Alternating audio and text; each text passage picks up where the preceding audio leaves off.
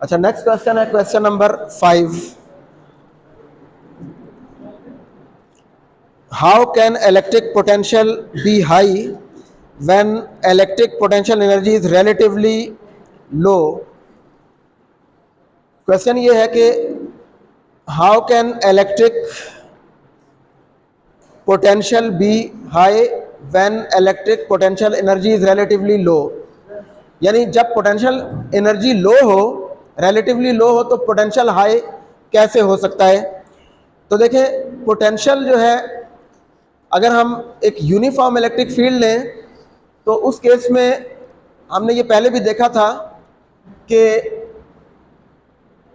Suppose ये हमारे पास दो अपोजिटली चार्ज पैरेलल प्लेट्स हैं अगर, तो यहां पे इन दोनों के दरमियान एक यूनिफॉर्म इलेक्ट्रिक फील्ड होता है like this, constant electric field in between the two plates. ठीक है। अब इस इलेक्ट्रिक फील्ड में अगर हम सपोज ये वाला लेवल लेते हैं, जैसे हमने इक्विपोटेंशियल सरफेसेस डिफाइन की थी, तो इस पूरी सरफेस के ऊपर पोटेंशियल सेम होगा।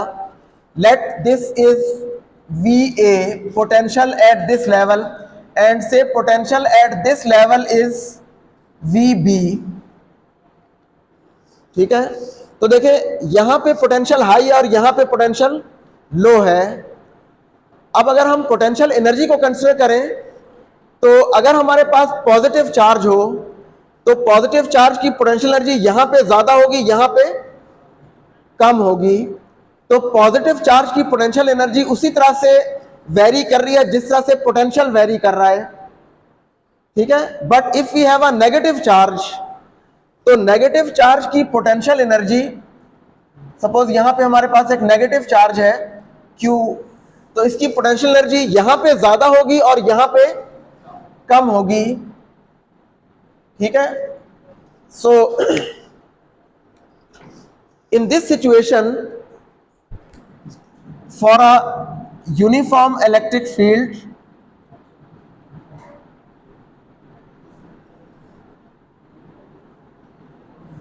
the potential energy of a negative charge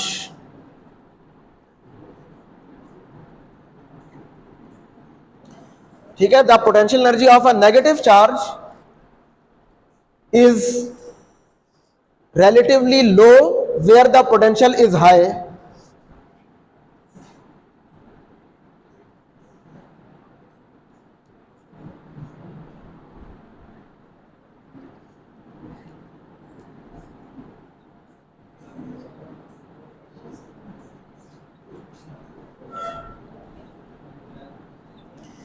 तो देखें, एट ए, यानी इन फिगर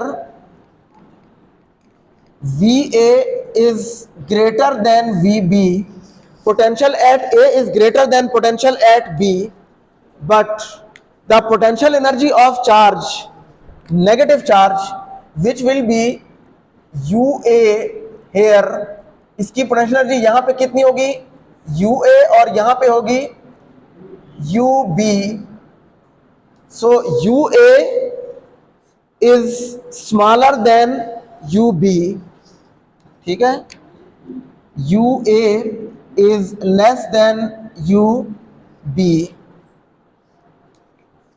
तो यूनिफॉर्म इलेक्ट्रिक फील्ड के लिए तो ये सिचुएशन होगी कि अगर वो नेगेटिव चार्ज है तो जहां पे पोटेंशियल हाई होगा वहां पे उसकी पोटेंशियल एनर्जी लो होगी नेगेटिव चार्ज की। ए पॉइंट पे potential is higher as compared to potential at B, but electrical potential energy of a negative charge is lower at A and higher at B. और अगर positive charge होता तो उसका potential यहां पे ज्यादा, उसकी पोटेंशियल एनर्जी यहां ज्यादा होती और यहां कम होती। यानी पॉजिटिव चार्ज के लिए पोटेंशियल और पोटेंशियल एनर्जी एक ही तरह से वेरी करती है, इलेक्ट्रिकल पोटेंशियल एनर्जी। ठीक है। लेकिन नेगेटिव चार्ज के लिए जहां पोटेंशियल ज्यादा होगा वहां उसकी पोटेंशियल एनर्जी कम होगी नेगेटिव चार्ज की। और ये तो था यूनिफॉर्म इलेक्ट्रिक फील्ड के लिए। अगर हमारे पास एक पॉइंट चार्ज है, हमने ये देखा था कि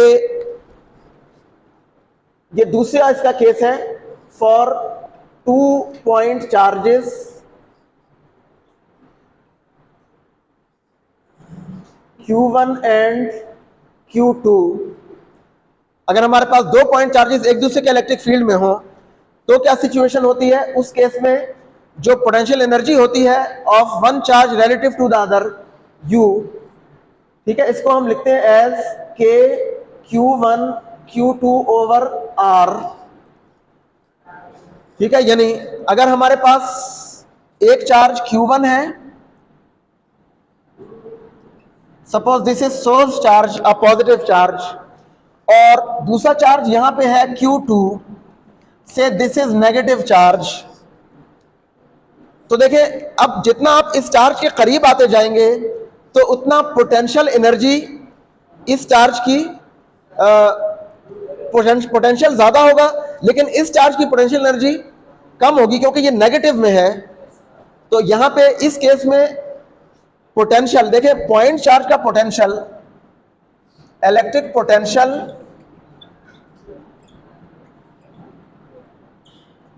ऑफ Q1 इज, इस वाले चार्ज का पोटेंशियल क्या होगा?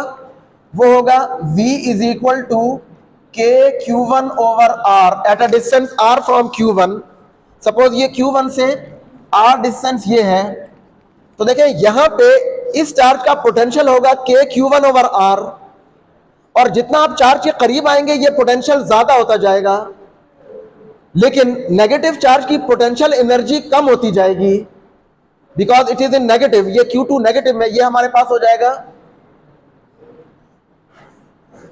If Q2 is a negative charge, तो हमारे पास उस वक्त ये आ जाएगा minus K Q1 Q2 over R।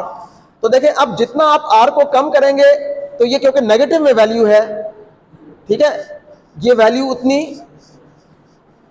कम होती जाएगी, ठीक है, क्योंकि R को कम करने से वैसे तो U ज्यादा होगा क्योंकि इनवर्स रिलेशन है, लेकिन वो नेगेटिव में है ये वाली वैल्यू।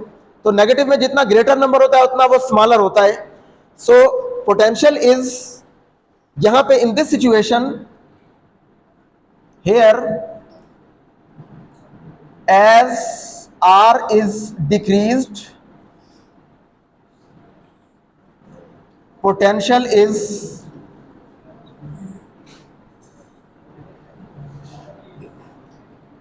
increased,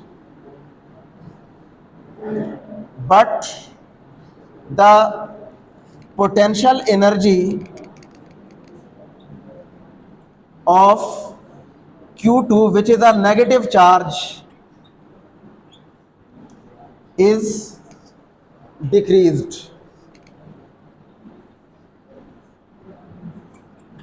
तो ये दूसरा केस है, इसमें भी पोटेंशियल हाई है, जितना आप चार्ज के करीब आएंगे, इस वाले चार्ज के करीब, potential will be higher but the potential energy of this charge will be lower. तो ये इसमें दूसरा केस ये है।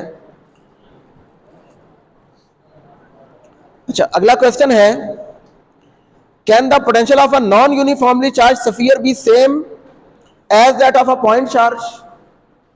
ठीक है, तो question number 6, potential of a non uniformly charge sphere, ठीक है, इसका आंसर है potential of a non uniformly charge sphere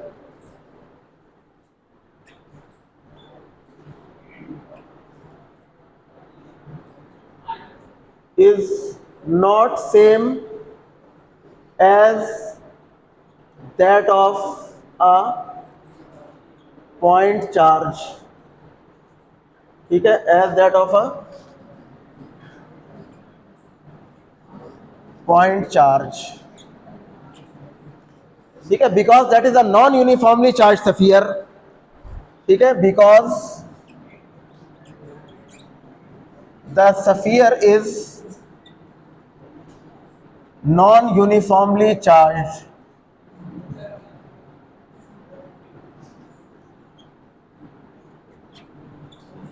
ठीक है। हमने देखा था कि यूनिफॉर्मली चार्ज स्फीयर, ये हमने गासला की एप्लीकेशन में देखा था कि यूनिफॉर्मली चार्ज सफियर का इलेक्ट्रिक फील्ड पॉइंट चार्ज के इलेक्ट्रिक फील्ड की तरह होता है, बट यहां पे ये है नॉन यूनिफॉर्मली चार्ज सफियर, तो इसका इलेक्ट्रिक फील्ड भी और पोटेंशियल भी वो पॉइंट चार्ज की तरह का नहीं होगा, that will be different from that of a point charge.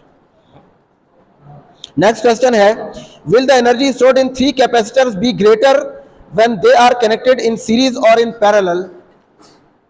ठीक है, हमने ये बताना है कि थ्री कैपेसिटर्स की एनर्जी जो उसमें स्टोर हो रही है वो कब ग्रेटर होगी, जब वो सीरीज में लगे हुए हों या पैरेलल में लगे हुए हों।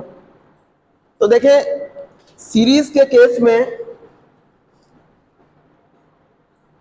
हमारे पास पहली जो हमसे energy stored in a capacitor उसके बारे में पूछा जा रहा है, तो उसका फार्मूला है U is equal to 1/2 CV square. Energy stored in a capacitor is half CV square.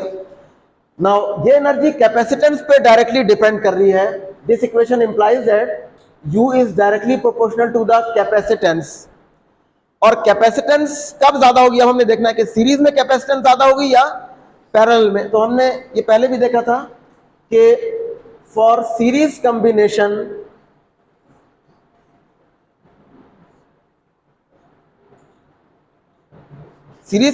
के लिए जो इक्विवेलेंट कैपेसिटेंस होती है वो होती है 1/C equivalent is equal to 1/C1 plus 1/C2 plus 1/C3। इसका मतलब ये है that is C equivalent is less than C1, this C equivalent is less than C2 and C equivalent is less than C3।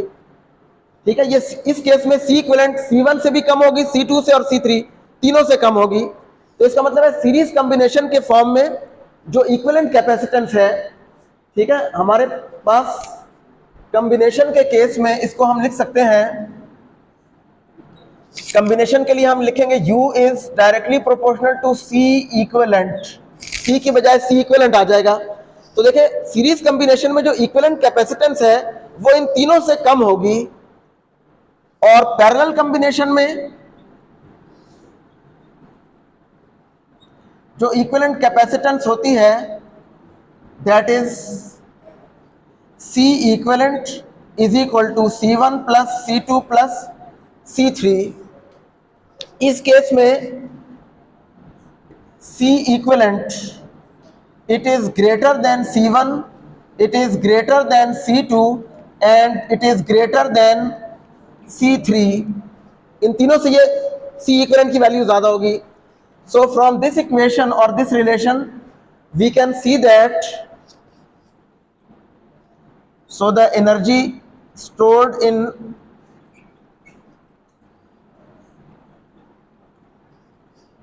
is greater in parallel combination of three capacitors।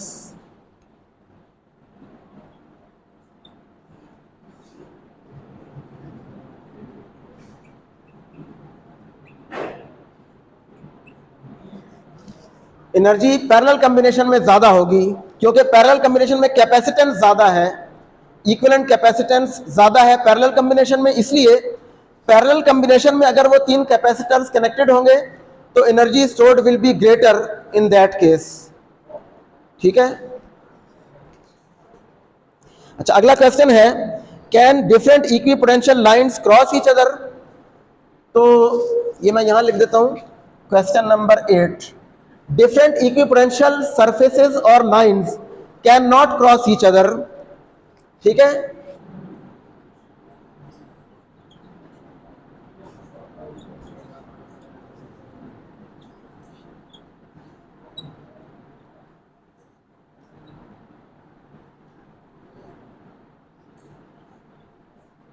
surfaces or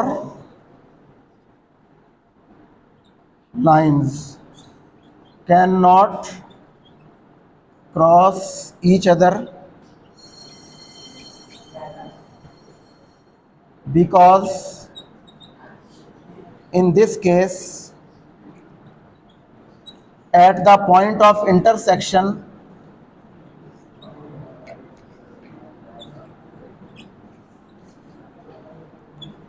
in this case at the point of, जहां पे वो cross करेंगी equipotential lines या surfaces, so at the point of intersection the potential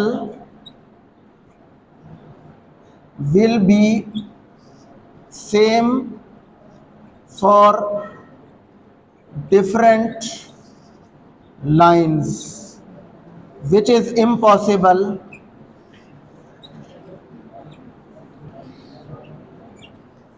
किसी भी equipotential surface पे मसलन एक इक्विपोटेंशियल सरफेस है तो उस पे पोटेंशियल की एक वैल्यू होगी, दूसरी सरफेस पे दूसरी वैल्यू होगी, लेकिन अगर ये दोनों क्रॉस करें तो पॉइंट ऑफ इंटरसेक्शन पे एक ही वैल्यू आ जाएगी फॉर टू डिफरेंट सरफेसेस और लाइंस। That is impossible. दो सरफेसेस या दो लाइंस के लिए एक ही वैल्यू नहीं हो सकती पोटेंशियल की, क्योंकि हर सरफेस पे अलग अलग वैल्यू होनी चाहिए, because those are different surfaces और डिफरेंट लाइंस।